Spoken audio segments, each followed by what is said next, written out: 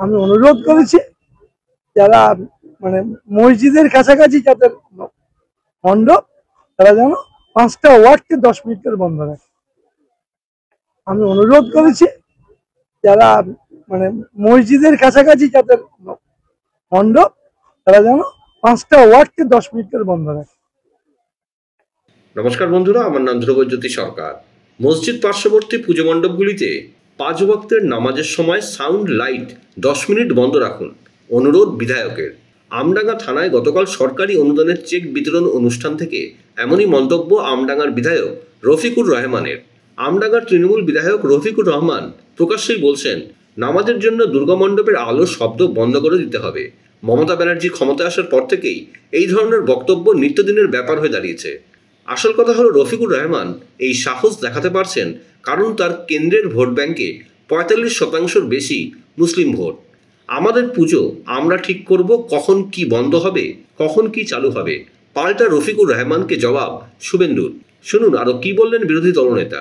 তৃণমূল বিধায়ক সম্প্রীতির বার্তা দিচ্ছেন রফিকুল ইসলাম। আমডাঙ্গার তৃণমূল বিধায়ক রফিকুল ইসলাম সম্প্রীতির বার্তা, ভয়ঙ্কর কথা বলছে, বাংলাদেশের ইউনুসের মতো বলছেন যে বলছে অন্য ধর্মের মাইক বাজলে দুর্গাপূজার মাইক। আরে রফিকুল সাহেব, বলে রাখলাম, দুর্গাপূজার সমস্ত চণ্ডীপাঠ, পুষ্পাঞ্জলি, ঢাক কখন বাজবে, শঙ্খ কখন বাজবে, ঘণ্টা কখন বাজবে, কাঁসর কখন বাজবে, কখন মন্ত্র উচ্চারণ হবে, এটা রফিকুরের কথায় হবে না। এটা পঞ্জিকাতে যেমন যেমন লেখা আছে হবে। আপনি সাউন্ড কমাবেন না বাড়াবেন আপনি ঠিক করুন। কোন হিন্দু, আমি আমডাঙ্গার হিন্দুদের বলছি, কোন একটা জায়গায় যদি করে আমাকে হোয়াটসঅ্যাপ মেসেজ, সবার হোয়াটসঅ্যাপ আছে সবার, আমাকে বলবেন, আমি পৌঁছে যাব।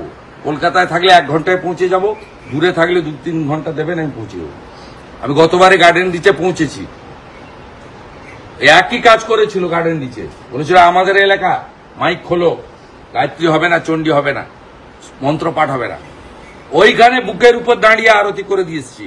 আমডাঙ্গাতে একটা পূজা মণ্ডপে যদি করে, রফিকুরের কথা শুনবেন না, এরা মুসলিম লীগ 2 করে।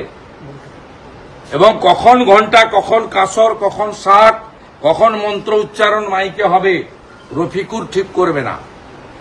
এখনো এটা ইউনুসের পশ্চিমবাংলা হয়নি। মমতা চেষ্টা করছে হিজাব করে, হয়নি, পরিষ্কার করে।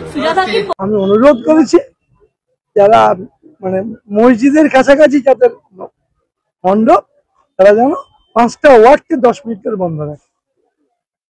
আমি অনুরোধ করেছি যারা মানে মসজিদের কাছাকাছি যাদের মণ্ডপ তারা যেন 5টা ওয়ার্ডকে 10 মিনিট করে বন্ধ রাখে। বন্ধুরা, ভিডিওটি ভালো লাগলে দয়া করে লাইক শেয়ার করে দেবেন, আমাদের পেজটা ফলো করে নেবেন, আর আপনার মতামত কমেন্ট করে অবশ্যই জানান। ধন্যবাদ।